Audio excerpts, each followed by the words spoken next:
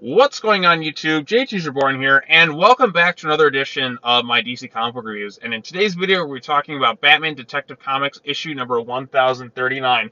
So this one's written by Mariko Tamaki, and the backup is written by somebody who goes by the name of T. Rex. Their name is that just their pen name, or is their actual name like T Rex? Because that's fucking awesome. So I wish my name was T Rex. That'd be pretty sweet.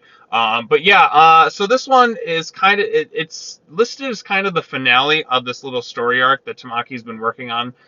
With a lot of it's been focused on Bruce Wayne more so than Batman per se. Like there's a lot of time with just Bruce Wayne, which I kind of like, and it's not entirely all Batman. You actually get other members of the Bat family kind of involved in this thing, which I've been kind of wondering where a lot of them have been at. But like, I mean, you actually get to see Cass, you get to see Steph, you get to see Oracle, you can get to see Nightwing kind of briefly. They're not really a focal point, it's really just kind of cameos, and you also have Huntress working closely with Batman in the story arc. But I found this to be a pretty entertaining issue, and we actually get more backstory as to who the villain is, like Hugh Vile. I looked at him as kind of like an Albert Wesker type character with like what's going on with this parasitic thing that's living in this guy's stomach. Is a really sadistic character who's kind of like been turned due to this parasite that's in their stomach, which we find out that they've had since they were like a kid. Which even like doctors are just like, we take that thing out, he's gonna die, so we'll just stitch him back up and leave it in there and just kind of set him off. So that's kind of a like even when you find out more about like what happened to like his parents or whatever, like his foster parents or whatever, and how they were like murdered, and nobody questions the disgusting parasite that he has in his stomach. But whatever at this point. But yeah, this was a pretty entertaining issue, getting more into like who Hugh Vile is. Mr. Worth continues to just be like kind of one note, just pure anger and rage the entire time. He's like the Hulk gone mad, and he just refuses to listen to anything for reason. So, and there's some really kind of graphic stuff. But yeah, so I've been enjoying this Tamaki thing. Ironically, we have an ad for I Am Not Starfire, which is also going to be Tamaki, which looks absolutely atrocious.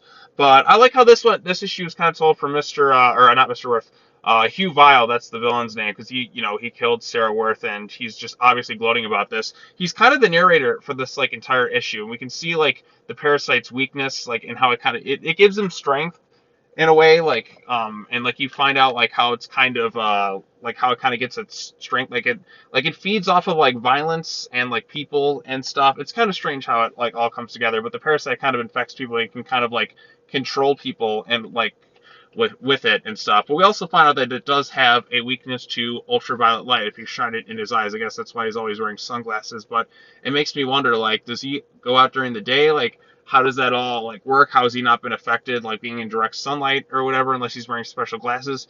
But that's just kind of a minor like nitpick I have. But yeah, so ultraviolet light's kind of a weakness to this thing, and like antibiotics and all that stuff. But yeah, so like we find out other characters have been kind of infected in this thing. The detective who they tried rescuing beforehand, Deb Donovan, has been infected. Mr. Worth is still like a one-note rage.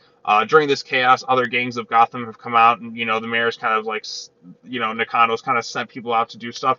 He doesn't call upon the magistrate, which makes me think that this is set kind of before it, that whole bits, but I can't quite confirm. It's kind of tough sometimes to tell what's first and what's not between Batman and Detective Comics and such. So, but it is definitely out there. So yeah, Batman's going toe to toe with different gangs. Huntress tries to take in Hugh Vile, and then she gets infected by the parasite that it has in him, and then she goes toe to toe with Batman. Like I said, there's some pretty cool, gorgeous looking artwork, and the action's like really visceral. You really feel the impact of this thing, and it's got like a nice horror like movie vibe to it, and I kind of like that. Definitely got some Resident Evil vibes with like the whole infection thing. But my biggest problem with this issue is it feels kind of rushed.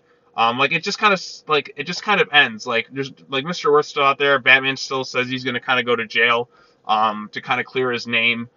Hugh Vile's not really wrapped up, so I don't really get how this says the neighborhood finale when there's still a lot left lingering by the end of this issue.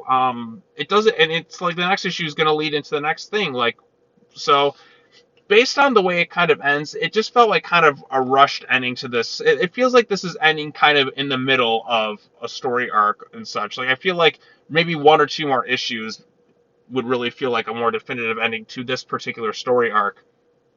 But it just kind of feels a bit abrupt and rushed a bit at the end, and that's kind of a gripe I have. I just feel like that's kind of done so they can kind of collect these issues into a trade paperback because it would have just kind of went on just a little bit too long for the collection purposes. But I don't know. That's just me. But who knows? Who knows? Who knows? But in terms of the backup, it just kind of goes more to the backstory of Hugh Vile. This one was written by T-Rex, which is an awesome name. And we get to see how it's kind of gone all over the place with this virus infecting people and a little bit of the backstory, like the potential of Gotham and its violence that just fuels it and stuff. And just look at this. Look at this horrifying image. I love it. Like, that thing just looks terrifying. It looks pretty awesome. But like the whole parasitic thing, I think is just kind of a cool angle to it. And yeah, that's pretty much this issue in a nutshell. Like I said, some of it's kind of rushed a bit towards the end, but this thing is like kind of paced, like it's very quickly paced, and the action's there. You got the horror elements to it. I like the perspective of the villain kind of narrating this thing, and I actually would like to see more of them. I just feel like some bits are kind of rushed. There's some like things that kind of leave me scratching my head, like for instance when we learn a bit about Hugh Vile's backstory, how the doctors just kind of stitch him back up and leave that thing in there despite like murders happening and all that. Nobody seems to question it. I don't know. That's just kind of some stuff that just left me a bit scratching my head. Like, I don't know. But yeah, like Huntress getting infected was kind of cool. Now that they're kind of working to kind of fixing things, and Batman says he's going to jail to kind of like stop the police from chasing after Bruce Wayne and Batman. So is he going to go as Batman or is he going to go back as Bruce Wayne? I mean, the last thing, Mr. Worth, obviously there's corruption in the police force. Mr. Worth paid people off to like free the building so he could fucking blow it up.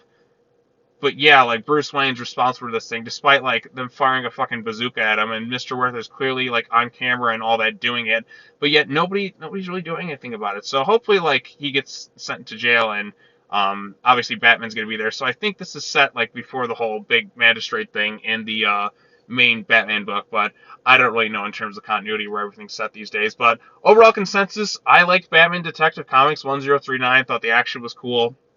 It was quickly paced, a little bit rushed on the finale. It was cool to see other Bat family members utilized, and I think the villain looks kind of cool. Like I said, it reminds me of Albert Wesker from Resident Evil with the way it's kind of done. Very sadistic, and I wouldn't mind actually seeing more of this Hugh Vile character. Mr. Worth, he seems to be kind of subdued a little bit for now, but we'll see where he kind of goes from here. A little bit too rushed at the ending, and it doesn't really feel like the finale of an arc. It just feels like we're going to go right into the next issue, which picks up right afterwards. So, yeah, I don't know why they call this the finale, but it still was an exciting issue nevertheless. But what are your thoughts on Detective Comics 1039? Did you like it? Did you dislike it? Tell me what you thought of it in the comment section down below.